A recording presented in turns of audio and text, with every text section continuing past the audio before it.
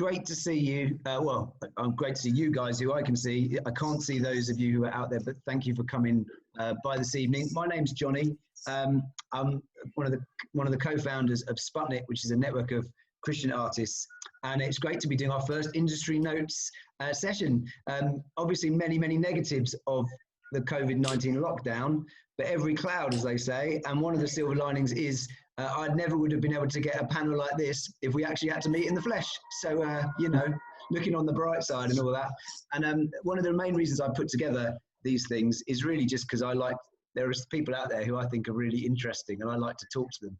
And so I get you all here, and other people can eavesdrop as well, as they like. So magnificent to have TJ here, TJ Koleoso, Pete Coggan, Joanna Carceles.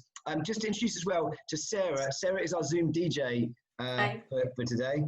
Any words from you, technical advice for our is it viewers or attendees? Attendees. That sounds Zoom good. is calling them attendees. Okay. Yeah, if you have any problems with Zoom, just send a message to me on the chat or something on the chat, and I'll try and help you out. Also, if you have any questions during the discussion, put that in the Q&A, and then I'll feed that to our panelists. Sounds like nothing could possibly go wrong. Oh, don't say that. Right, I'm cracking on because time is of the essence. Very quick introduction. For those who don't know us as Sputnik, Sputnik exists to rebuild some of the bridges that unfortunately have been burned down between the local church and Christian artists. And we do that by working with churches and church leaders, but I guess most of our time is spent working with practicing artists.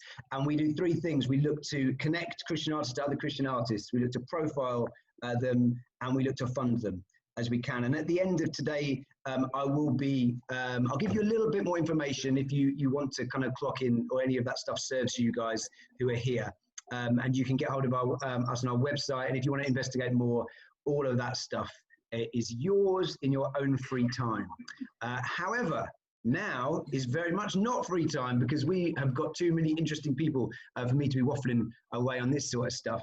And I'm going to just quickly introduce these guys, and then they can do a slightly fuller introduction, and then we're just going to hit the ground running and talk about the power of music and all that stuff. And then you guys can take us wherever you want to with questions, and that's sort of the plan. Joanna Carceles is my good friend from the best city in England, Birmingham. I won't hear anything from you guys. The best city.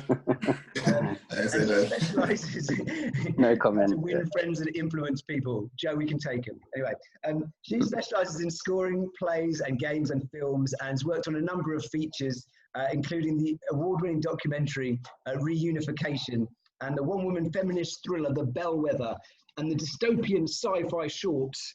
We all love a good dystopian sci-fi short, so to score one must be an absolute privilege. 51 states. Joe, everyone give a round of applause for Joe. Woo, there we go. We can't see everyone else's, but I reckon it was raucous.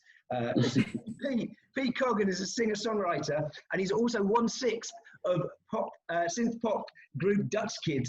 And he provides vocals, he plays keys, he shares songwriting duties and all that stuff. And in 2019, Dutch Kid was signed to Ultra Music, the New York label, who are a bit of a big deal. And so we might hear a bit about that. That was I imagine 2019 was a great year, and there's been great music coming out of you guys very recently too. Round of applause for Pete. Brilliant to have you here. In a flamenco dance or something. And TJ Koleoso, last but by no means least on our panel. What can I say? He's TJ on bass, as his Instagram tells us, plays the bass for the UK jazz juggernauts, the Ezra Collective. They're the best jazz band in the UK, according to Jazz FM a few years ago. Giles Peterson loves them, and Giles Peterson's a man in the know. And that was even before You Can't Steal My Joy came out. Unbelievable. It's brilliant to have you here, TJ. Thank you. Glad to be here. Pete, start off with you. How would you introduce your story so far? Yeah, so I started to play guitar in year 8. Before that, I was like really cut it into playing tennis, and was doing the tournaments, and then I exchanged a tennis racket for for music, which my dad wasn't a massive fan of at the time, but yeah, it's all good. Yeah, and then was in some incredibly bad bands at school, but it was fun just to be able to just like play like really loud, and yeah, just to play with your friends. I just found that really cool. And then I studied writing music for TV and film down in Sussex. Yeah, which kind of really so opened my eyes to like the whole kind of sort of cinematic experience, which I really like, and I think that's really affected how I see music now, even in like songwriting and the music I love. Like I love anything that's like so ambient or kind of just vast. So yeah, that's kind of been my journey so far. Yeah. Fantastic, man. Cool. Joe, what about you? Well, my background is classical music, so I wanted to be a violinist when I was growing up, and that was kind of my journey for most of my life, really, kind of classical music and doing that. And I got to university and I was told I wasn't a very good violinist, and I should probably stop trying to do that, which was a bit of a harsh realization. But it was okay because I started composing a little bit after that. So again, that was in classical composition. That was my master's degree. I ended up doing kind of electronic and orchestral composition at the same time. And then after that, I got my first theatre job and then my first film scoring job. And it's kind of just gone from there. Sorry, I was just negotiating television volume levels with my children. So thanks, Joe. Great. TJ, what about you? Yeah, I think my musical journey started. I think the bass guitarist in our church was going to be leaving in a couple of weeks, and my dad said, "Do you want to play bass?" And I said, "Yeah." So he bought me a bass, and that was it. He said, "You're on in 2 weeks," which was interesting.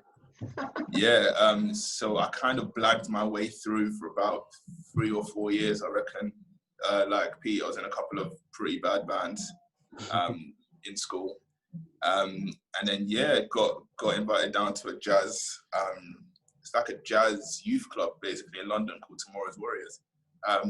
My brother's a drummer, so he was always, he's been playing drums since he was like in the womb, so he was always ahead of the curve there. He brought me down to the jazz youth club, and then ended up forming the band as a collective with just some of my boys down there. And since 2012, I think that is, just been kicking it there ever since. Fantastic. Brilliant. Well, let's dive in. Music, as I'm sure we'd all agree on this panel, is an amazing thing. And there's something more than verbal communication about it, but it's very hard to pinpoint what it is. So let's start the conversation on the just very big picture on the power of music, if you like. And to ground that, I wonder if guys, if I ask this question, could you talk to us about one of your most profound musical experiences? And that could be either making music or experiencing music. TJ, do you want to kick us off? Yeah, that's interesting. I think for me, playing music, live music, there's no feeling like it. So I think in terms of intensity and the vivid moments that have stuck out, like my first like serious festival gig, I think, like the early ones were pretty cool. But the most intense was probably Glastonbury, man. I can't actually remember. I think wasn't last year. Yes, it was last year. Goodness me. Yeah, 2019. It was playing on the West Holt stage there and just seeing in the first few rows like a few people that I knew from school and knew from back in the day, and then looking further and just not really knowing where the crowd ended. It was crazy, man. It's kind of one of those moments where it was like, I never imagined the music going this far. So it's a bit surreal, a bit of a did that just happen moment. So yeah, definitely that for me. Yeah, wicked. Pete, what about you? Yeah, mine would be more actually like experiencing music. So going to a gig. I remember going to see the band Sigur Rós in Wembley Arena. The one that's inside, I was getting kind of mixed up. It was like the first time that I'd ever seen them, and they're like my kind of like they're like my ultimate favorite band. So I was kind of nervous to see them because I didn't want them to be rubbish live, but they were not, which was great. But yeah, I just remember, being in the crowd and just sort of closing my eyes and just being hit by this kind of wall of sound that was just absolutely stunning. And it sort of felt like they were using more notes than everyone else. And yeah, just the way that they layer their music, because they write a lot in like bars of 5, so it means that kind of as it layers up, it means that it never really gets boring, because it kind of so it keeps feeling like it's sort of shifting, which I just found really interesting, and that inspired me quite a lot. So I just remember feeling like a sort of spiritual, I don't know, like a spiritual experience there. Wow, which was special. So. Really good. Joe, for you, what one of your most profound moments, either making or experiencing music? I think probably the moment I decided I wanted to become a composer, probably the most profound moment of experience.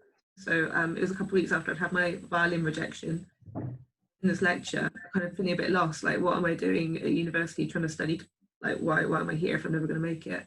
And the lecturer put on a piece of music by a composer called John Adams, called Harmonium. And the first movement of that is called Negative Love. It's based on a poem by John Donne. And it blew my mind. Like, I've never heard anything like it. It completely blew me away. It's these kind of sonic waves that just gradually build, and they just overwhelming after 5 minutes or so. It just changed the way I heard the world, because I've not heard anything like this. And it completely altered my perception that it was incredible being in a room with so many other people who were all just kind of sitting there in silence, hearing these beautiful waves just crash over us. It was really, really powerful, and it shaped the rest of my career, my life. Yeah, wow. Because it is interesting, even as you guys are speaking, we talk in quite overblown terms about musical experiences. And Pete, you used the word there was a spiritual experience. And I guess even people who are not people of faith necessarily would spiritualize music quite a lot. I mean, what do you think is the link between music and spirituality and transcendence and profundity and all that? I mean, Pete, you used the spiritual word. What do you think that is? Can we articulate that? It's a pretty big question, but it's a pretty good one. I think for me, it's like, I think the sort of connection between them is like sort of freedom, and like I think freedom of expression, or like sort of true freedom. So I think the beauty of music is that it's like the head and the heart sort of combining, kind of in a brief moment, more than just like speaking to someone. Like I always find that kind of never really never really has a depth of what you're actually trying to say, because you're just kind of saying it rather than showing your feelings as you're saying it. Whereas I think kind of music has amazing because you're using your voice, but then you're also like using your head and your heart. It's like you're using your whole body to sort of communicate something, which I've always found powerful. But that's I mean, there's this head and heart thing, emotions and reason, how it crosses over the lines there is fascinating. TJ, what do you think? What's the spiritual connection with music that everyone seems to make? Pete said that's a huge question, but I don't know, my bass teacher, like back in the day, once said to me, art is the best way we have of showing other people how we see the world. And when he told me that, it kind of influenced how I write songs and things like that, and how I listen to songs as well. Because like, okay, the songwriter, what emotion were they going through? Why did it cause them to write like this, and etc. etc. Even when I'm trying to teach students, I always say to them, think of something. Like when you're improvising or when you're writing a song, think of a mood, a moment, what are you trying to convey with what you're saying? And there's something in music which has an affinity with our souls, I believe. Like you put music on for a baby, they start dancing. You can't even explain what, but they just start dancing, they start rocking to it. And if it's joyful music, they get joyful. It's something in our souls. It's something that we're born with, where it's like, there's something in this that we connect with on a deeper level. And that's why I can be listening to Like Joe, you write film music, and I think that's the coolest thing ever.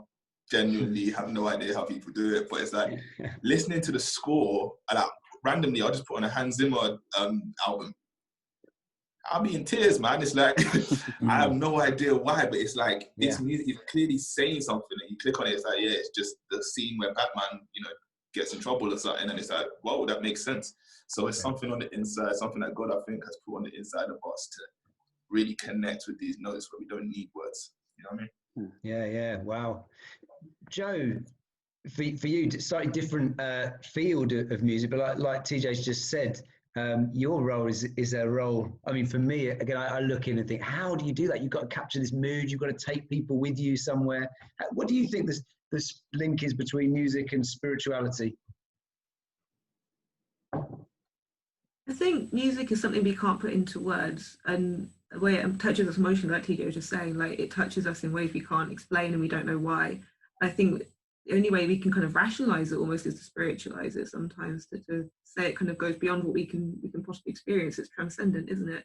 There's a really good reason, I think, why historically, coming from the classical music background, music has been in the church. Like from the very earliest written down music is church music, and it's because somehow it takes us beyond what we can understand, and it lifts our souls up and closer to God, I think. Yeah, really good. I mean, got some questions coming in on this stuff. One really good question is, was there a moment that changed music for you from a mechanical skill to a fluent expression? I think it's give you a moment to think about that one. Or was that more of a graded process, or do you think there's not a difference between those things? I'll say the question again, because this is the thing about these interviews. The questions are good. This is the caliber of our questions, guys. This is number one.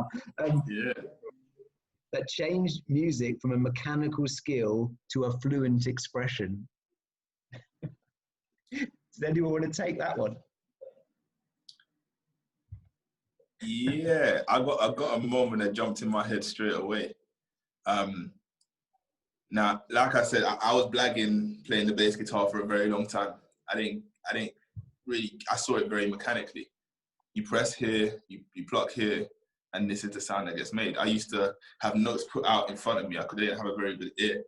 Keyboardists would write out the notes for me before service, and I would just look at it and play it. And then went to this jazz school, and it was like this Saturday jazz youth club. And I remember the teacher was going around and he told everyone we have to improvise over a blues. And it was at this moment I thought I was going to be sick, because I couldn't play. I was like, yo, I can't. You're in a room with literal child geniuses, and then there's me. And he said, just play what's on you, play what's in your heart. And I played a solo that had 2 notes in it. I literally played one note and just held it for as long as possible, and then just played another note. And he stopped the whole class and he said, yo, you see that solo right there was the best solo we've heard today, because that's what he wanted to say. And I thought, first of all, you're lying. Second of all, wow, it doesn't have to be fast, skilled, this grandiose level. It doesn't have to be there. It can actually just be what's on the inside of you. And I think from that moment, that was the switch. Something switched on the inside of me. And I felt, okay, it's okay for me to make mistakes now, because that's the beauty of the art. You're allowed to make mistakes. So. Yeah, wow. It's great, man. Well, I mean, you said there, TJ, that's what he's trying to say. Well, you didn't say, your teacher did. And this idea of trying to say something, communicating in a language without words. I mean, we've got a question here, which is, when you make music, are you trying to express yourself individually or capture a communal feeling? I'd throw into that as well, or say something. Are you trying to communicate something to people? So when you make music, are you trying to express yourself individually or capture a communal feeling or communicate something specific to people? I think I love the songs that, well, like, I feel like it normally starts with like an individual songwriter writing from a sort of personal experience, but then that's understood by a whole festival, or that's understood by a whole kind of crowd, kind of, rather than actually writing for a crowd necessarily. So like, just take the tagline by The Killers, I've got soul, but I'm not a soldier. Like, as in, that that's a very kind of individualistic statement, but like, yeah, just a whole crowd can just sing it back, and it's like kind of, we almost don't need to know what it means, but we feel kind of connected in that moment. And yeah, so for me, I feel like it starts kind of individually, but then it's just a whole group that so join there's that thing. There's that connection that music it brings people together, I guess, in that way, particularly in the live experience, but in many other ways as well. Joe, any thoughts on that one? What are you trying to do with your music? If that's I mean, obviously there are certain parameters for you, but you would make music as well as a singer-songwriter in other ways. I mean, what do you think? I think with my film composer hat on, it's difficult because you're there to serve the story, and I always think that music is an extra character in the story that you're telling, so you've got to think about it in big picture terms. I don't know, I think for me the purest moment is when I kind of meet the film's needs and I meet my own needs kind of at the same junction. So often, like, I'd be writing something or recording or listening back or whatever, and it feels like worship, like I just kind of turn to God and go, this is for you. So it really, you can still worship for it, even when you're meeting other people's needs in your music at the same time. You can bring enough of yourself for it to still feel like, wow, this is how I honor God. Yeah, wow, really good. Let's only still keeping it big picture. We're going to get practical in a little bit, and there's some more practical questions coming in. We'll see how many of those we can get through. But someone's asked, have you ever had to choose between your music and your faith? Obviously, the thing that we all have in common is not just music, but it's Jesus as well, and our being followers of Jesus.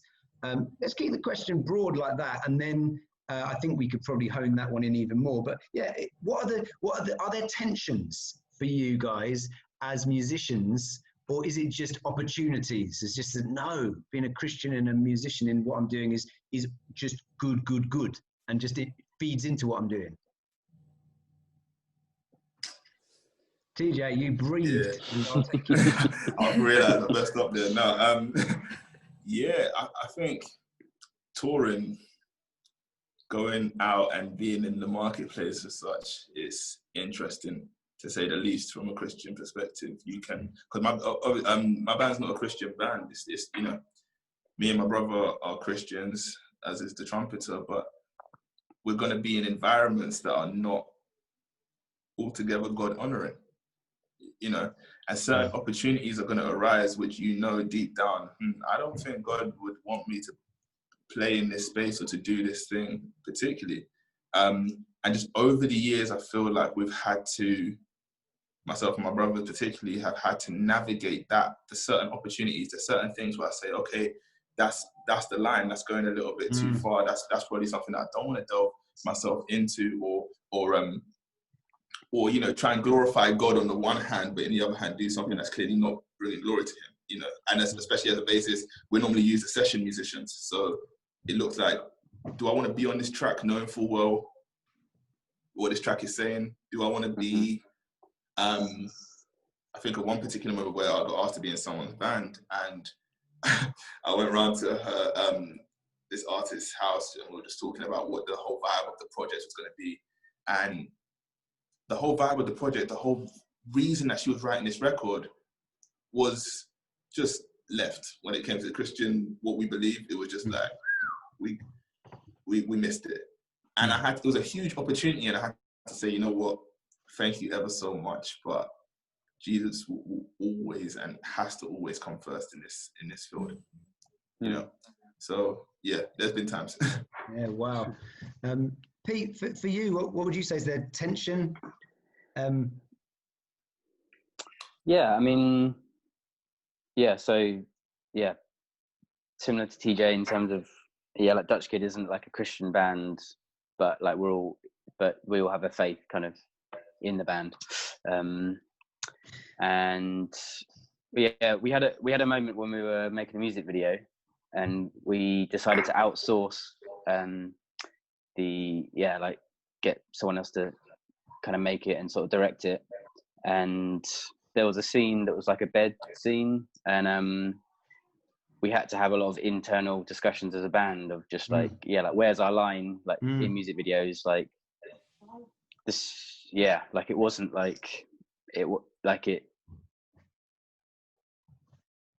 but it kind of implied sort of something, and it's just like, so that was helpful that happened, so we could actually kind of chat as a band and see, we're like, where is our line, and what type of music videos do we want to make? Do we want to make ones that are, risque, or do we want to make ones that are just like absolutely incredible but in a different way? Like, as in, like, there's so many different ways that you can be sort of creative, and so I think that was good, that kind of bit of tension actually like forced a conversation internally as a band, so that was helpful. Really good. Joe, we'll definitely come to you in a minute, but just throw something else into the pot. I mean, obviously there's the matter of our conscience with stuff like this, but there's also the matter of the eyes of others who are Christians looking in.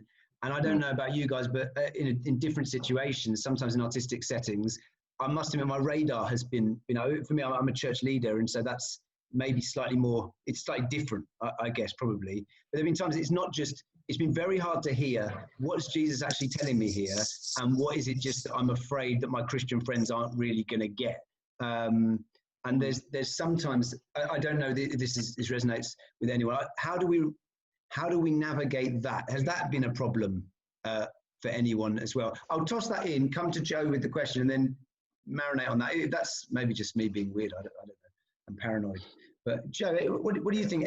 What are the tensions, if there are any, in your music and faith? Well, I don't work on films that I don't feel honor the Lord in some capacity or another. Like that line has changed a lot for me over the years, and it's kind of constantly fluctuating. It's I'm constantly kind of considering and thinking about. The problem with a band of just being by myself is I have to do all this I have to think these things through by myself. So it's just a lot of praying, a lot of thinking, and kind of deciding where for me the line is and what doesn't. So I have definitely turned down projects that I think I can't use on a card, and that's partly an internal thing and thinking about where I am with the Lord, but also kind of I guess you're right, thinking about what Christian friends might think, because you don't want to. I could go off and work on a film that has limited kind of capacity for being limited capacity for kind of honouring God in, and not particularly spiritually correct, let's say, or whatever. But I wouldn't want to, because I'd be worried about my friends, but also I think that becomes part of your internal monologue and what you decide to do. Yeah. So are there lines here, or is it just principles, or is it just the nudge of the Spirit? I mean, what do people go with? Let's make it specific. There is swearing in this song. I refuse to play the bass now. Be gone with you. Or I don't know, like you're saying, Pete. There is a hint of fornication in this video. I will be gone. Like, I mean, do we have lines? Do we have specific things God's put on our heart? Yeah. So I thought Pete was about to go. No, let's go. You go. Like a duel. I think there's some clear and obvious lines, but I think they're kind of so clear and obvious that I don't even think about them most times, because we don't even go anywhere near them. Just in terms of, like you say, music videos are a great one. There's some music videos that come out now, and I'm like, how is this even allowed on YouTube? You know what I mean? We're not going in that direction, but I think when you're thinking about the deeper theme of a song, and when you're in control over it, so especially if I'm talking about my band, where it's like we write the music and we put this out, and we have an ethos, that we've talked about. We're a band that talks about we choose to shed light on the good things that are happening, the joy, and then if something doesn't quite fit into that, then it's going to stick out thematically, and it just so happens that it's going to stick out spiritually. So we don't do it. So I think that's where the line comes a lot of the time with our music, and beyond that, it's off stage. 90% of this stuff really for us is off stage. It's how we portray ourselves off stage. How we be off stage. Are we going to be people that are going to be around me? We call it stush, like just try and distance ourselves from the crowd and be people that aren't very accessible. Are we going to be people that are in and around, and kind of like Jesus was in and around and chatting and trying to rub off on people? So, yeah. TJ, within Ezra Collective, obviously some Christians, some not Christians. How much of this dialogue is, have you just put all cards on the table early on? Are the other guys just cool with this? Would you have similar values in this sort of way? Or has that been an ongoing conversation? You don't have to answer that question, by the way. Yeah, no, it's a great question. And, you know, I love the Ezra boys like so much, so dearly, because we've been rolling together for, 8 years now. Like, I'm not fabricating when I say they're family to me. And through those 8 years, we've gone on a journey together. I've seen them grow, they've seen me grow. They've allowed for growth as well. So some things that I would have done back in the day, they've seen me not necessarily partake or do them anymore. And they're cool with that because it's an open space and dialogue. When I say, yo, I'm doing this, I'm doing that, this is what I think about this is what I think about that. And they tend to adhere to it, man. They're very open, very respectful. And I think if that isn't there, it's difficult to be in a band, full stop. Because you know, you have to be open and you have to be teachable and you know, humble and willing to learn, willing to listen. So yeah, wow, that's great. Pete, were you going to throw something in? Or you not necessarily. You were tweaking your. Yeah, I think I've forgotten that. That's all good. That's cool, man. Well, again, earlier on, and I can't remember who mentioned it. Someone said we're not Christian band, and it's probably dangerous at this point to raise this. But someone asked this question. There's a new one coming as well. Do you feel you are always understood and supported by conventional Christian church? And I mean, I'd put the question differently as well. Is this idea of a Christian band, and it's fascinating. Pete, it does get at all Christians, right? Is that correct? Or yeah.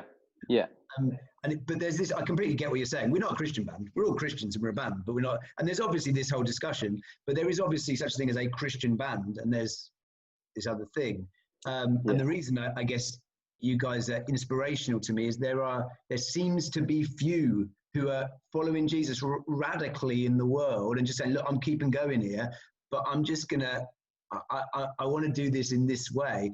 Is there a tension for you there? And so the question was about, do you feel supported? I guess, how does that interaction with church, Christian subculture here, and you, how does that fit for all of you guys? I think for me, I sometimes feel like the church wants to try and use us. The church wants to try and use us inside the church rather than like allowing us to be outside of the church. So whether that's, you know, being asked to play at like a Christian festival or whatever, kind of, even though that isn't, you know, like something like Big Church Day Out, like that completely isn't our end goal. And we had to say no to that. And it was like, because we had a different, you know, we had a different end goal, we had a different mission. And I think, like we never mention Jesus in our lyrics, and I think we had to come to a thing at the beginning of like, you can still be a fully fledged sort of believer and write about other things than Jesus. Do you know what I mean? Like, as in, kind of, that doesn't have to be the content, but I think we see it as like, you know, making time to speak to the sound engineer kind of before and after the show, and like saying thanks to them, thanks for their time, like being genuinely interested in them, chatting to kind of people at the show who might kind of normally get overlooked by a big band or whatever, you know, like. So I think we're finding like the small things like make a massive difference. So I think that's kind of more our goal than it necessarily being the actual content of the songs. Makes sense. Yeah, sounds almost like something Jesus would do, mate. Like, I don't want to be out there and like love people. Wow, that's not a Christian band, just so you know. It's a Christian band. Joe, again, for you, any comments on that sort of dichotomy? I guess a lot of what I do is quite interpersonal, so I do a lot of networking nights. I'm part of the Women in Film and TV Network and the Alliance of Women Film Composers. I'm involved in various. I'm part of a BAFTA as well, so I'm involved in communities, and I think that's kind of the main part of where I can kind of be Jesus to people. I guess it's kind of paying attention to people, following up with them, chatting to them between things, trying to be Jesus within the industry. I think that's the most important thing I can really do. Wow. Just exemplify yourself, really. Yeah, great. TJ, anything to add? I've got lots of questions to whiz through in the next 15 minutes, so I'm happy if not. That's what I'm gonna say. Bursting. Bro, whiz away, man. We can. Yeah, I think everyone here. So I'm gonna go for a few. I think I've got an end question that I'd like to land on. But I think I'll go, Joe, there's a question for you. It's just a very practical question. Where is it? How did you make the transition to paid work and scoring for film? How do you get into scoring films? It's a great question. Like, what do you do? That is the question. I was really lucky with my first job. So my first job, I got contacted out of the blue from a bloke who'd found my music on SoundCloud, and he wanted me to score Reunification, which was his feature documentary film, and it was a paid job.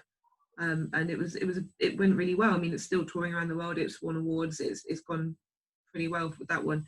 So I completely landed on my feet and lucked out, to be honest. After that, full disclosure, it took me 2 years to get another job, and it wasn't a paying one. It was a student film. It is a really hard industry to break into, and you have to be very diligent, and you have to kind of plow through. And at that point, I was working in a nursery. I was literally cleaning poo off the floor and then coming back to doing film work afterwards. It was awful. But you just had to balance it, I guess. And it is hard. Be yourself. Be nice. Like, being nice goes a really long way. Get out there and interact with people. Be willing to put in a few unpaid films if you can manage it, because you probably will have to. And keep going. Keep improving on yourself. Keep improving on your music. Keep improving your skills as best you can. And it will get there in the end, but it will take time. People say it takes roughly 5 to 10 years to break it. So don't be discouraged. It's a process. Really good, mate. Love it. Here's a question that's to TJ and Pete, and it's got two halves. So I'm going to ask one half to Pete and one half to TJ. But I think people wanted to dig a bit deeper on how these behemoths of the music scene, that a Dutch Kid and Ezra Collective, came together. And Pete, for you, how did you guys come to be in a band together? Because I mean, I know Chris a little bit. Was it just mates at church? You might have mentioned this a little bit already, but could you just dig a bit more into the how of the synchronicity of you guys coming into a band? Yeah, so it started off with Geordie moving over from South Africa with his wife, and he came over to start a band, or just sort of pursue music. And then he randomly came into my workplace, which is where I work with Chris, and we had a mutual friend in South Africa, which felt really random. Like, we were into the same small band that weren't big, and I think that kind of sort of kick-started a friendship between me and Geordie. And then so Dutch Kid started off as this songwriting sort of duo, and we just thought, it'd be great to just write songs for other people. And then we realized, actually, we really like these songs. We want to sing them ourselves. So then that kind of formed into trying to expand the team. And we were like, if we're going to start a band, then we have to get a live drummer. So I've got a best mate. He's an amazing drummer. Who also mixes our records. And then we got Chris to play live samples, because we were really into sort of samples, but we really wanted it to be as real and as live kind of on stage as possible. So we got him involved, which Chris also does our branding. So we've kind of started this kind of agency that is also a band, it sort of feels like. So kind of I make films as a job, and Jack mixes our records, Chris does our branding. We've got a guy called Josh who does all our motion graphics. That's what kind of he does as a job. And then we've got a manager who's the account manager at the O2 venue. So he's never managed a band before, but he was like, yeah, that sounds fun. So then he bought a big book and then learned how to manage a band. And so he's kind of made us, he's made us a limited company, and just trying to get that foundation correct. So No, that was where it started. Yeah. No, really good. Same question, TJ. In fact, I'll ask this a little bit more. Just you mentioned before about how Ezra Collective came together, but was it a case of just, hey, here's some mates who like music, you're a mate, so you're in the band? Or was it a case of, I want to have someone brilliant in this band? Like, or did those two things just naturally come completely together? Yeah, no, I was terrible. I was really bad at bass, like genuinely speaking. So honestly, if they find any tapes of me playing back in the day, it's over. Have you got them, man? Can we play one? That'd be great. Play one now, yeah. But yeah, no, I wasn't in the original lineup. Actually, there was a couple of us that were that weren't in the original lineup. That's because the group that were part of Tomorrow's Warriors, they wanted to put a band forward to enter some jazz competition in Cheltenham or something. And they entered that competition, they won that competition, wicked. And then they were on their own journey. And I was, I went to watch them a couple of times actually, which is quite jokes. And then the bassist, a girl called Flo, she was kind of heading in a different direction. So pretty soon after the band formed, she left, and then another guy left, and then my brother kind of interceded for me and was like, yo, my brother can kind of play the bass a little bit, let's give him a go. Told me the songs to learn, and he just said to me, bro, just learn it, like, just sit there and learn it. And I learned my 5 songs, I learned how to play them, and they were super patient, man, super patient with me. Let me grow as a bassist. And yeah, that's kind of how the band formed like that. And yeah, since then we're actually just really good friends. In the studio always makes for better music. So make a band with your friends and just let them get better. That'll always be my advice. Yeah, it's fascinating just hearing the mechanics, just to hear you speak like that, TJ. And I can listen to and hear the kind of togetherness and the kind of the Ezra Collective. You're like, wow, you guys gel. And so I guess it's so interesting. So many people think, and they look in and think, well, that must take a level of genius. And you said before about I was playing with child geniuses. I think this idea of this talent you must have from birth. So you're Mozart or something, or you can speak Latin or play the tuba by 3. I find it so refreshing to hear that, man. And just Pete, your tale of how everything comes together, really good. Actually, I'm gonna kind of close. We've got 7 or so minutes, practically landed now. And this is a question I was chatting to Joe about the other day. I thought it was a really good one, and really now as well.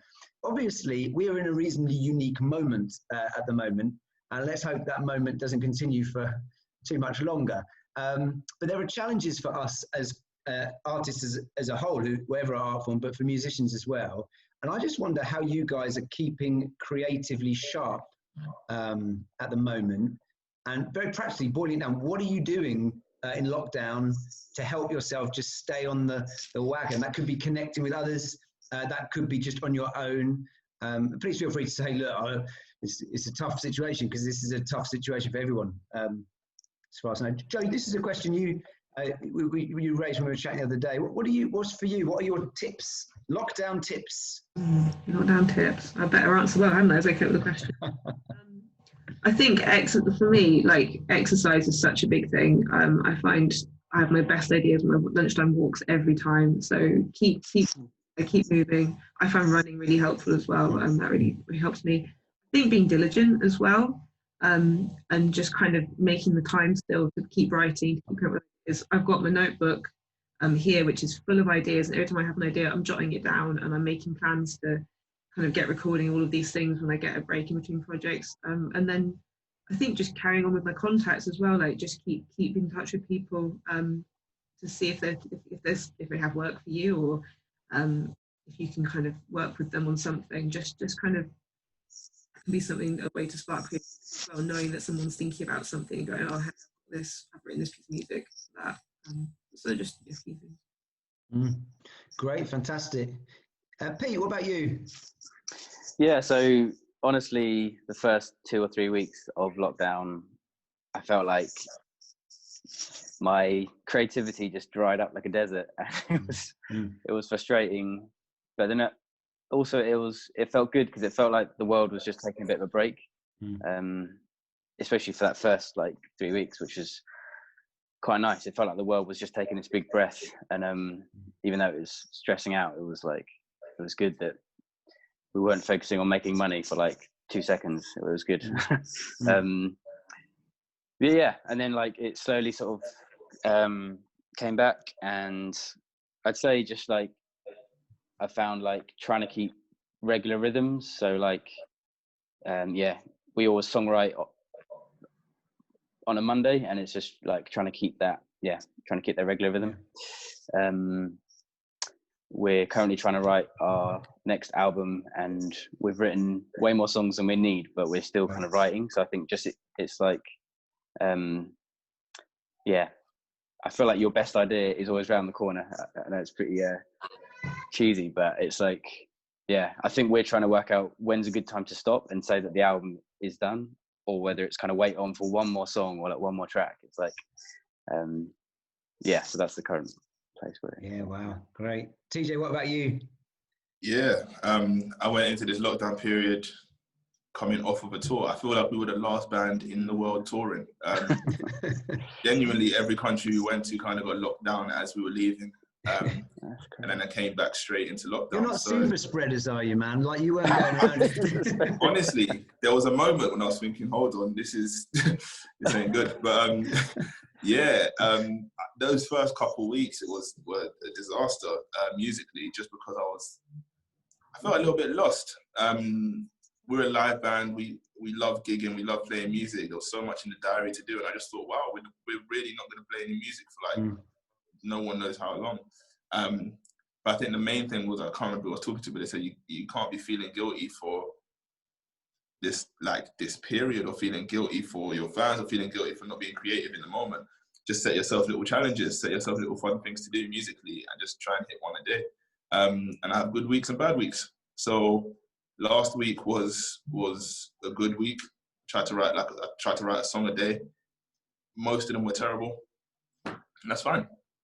Like, writing bad songs is great. it's a process, because you get better at songwriting.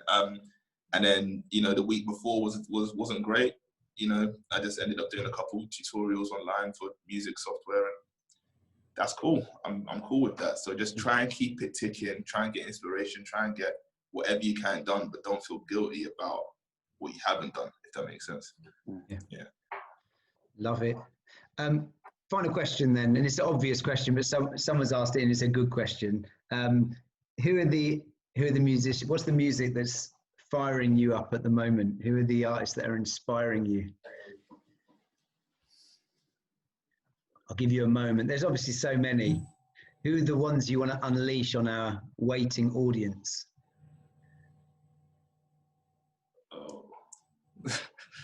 Tough one. Pete, what about you? Well, it's like pretty recent, but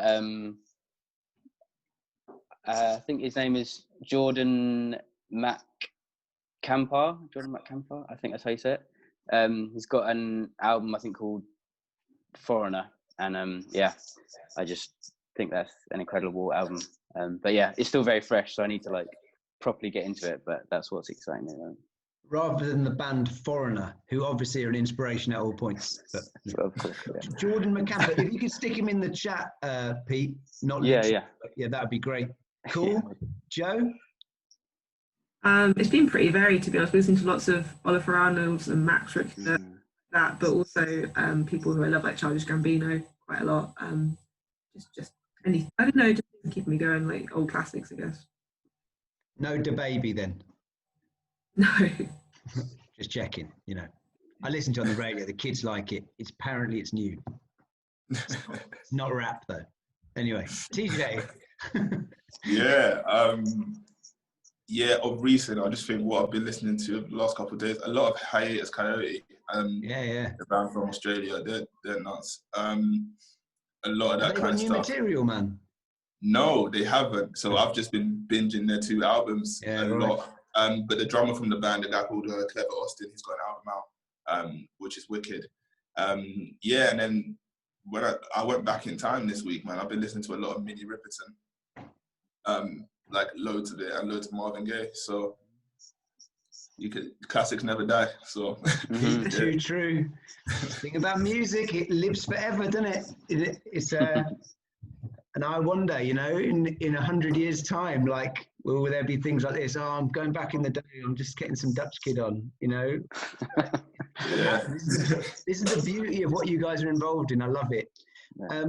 Joe, Pete, TJ, absolute pleasure. Was really looking forward to the chat, and I feel it could go on forever, but it can't. I just want to say to you, I mean, it's my opinion, but I think you guys are such a blessing to the church. And I know we've talked a bit about different bits and bobs, and often there's lots of that would be like, hey, we've got one of ours on the radio, but sometimes I guess there's a difference. And I just want to say thank you so much. Really appreciate it. And the encouragement, inspiration you are to me, and also to many of the guys in Sputnik, for all of you in different ways, is wonderful. And I know that's going to continue and escalate.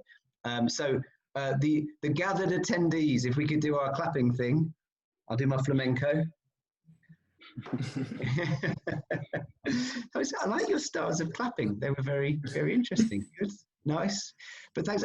We're going to finish in a couple of minutes. I just want to end out with just some other things Sputnik are doing, some things that are coming up. This is our first Industry Notes event, and the idea has been perfectly modelled this evening by these guys. Is we want to get experienced practitioners who follow Jesus and who are knee deep in this stuff, who have learned their craft, who are going forward. To just share their wisdom with us, really, and interact with us in the way that we can over Zoom. And the next one we're doing will be on July the 3rd. It changed this week. I'm pretty sure it's July the 3rd.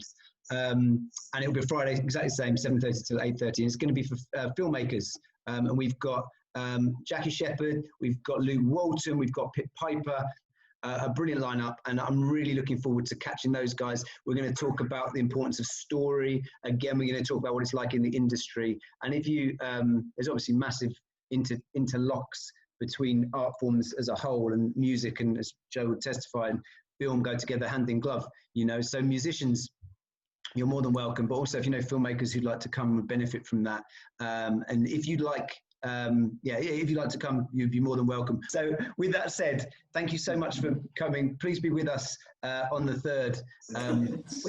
We've even almost finished on time. This is crazy. I never finish on time. Guys, again, big round of applause, Joe, Pete, TJ, and we'll see you guys later. Thank you. Thank you. God bless. Yes, Thank you.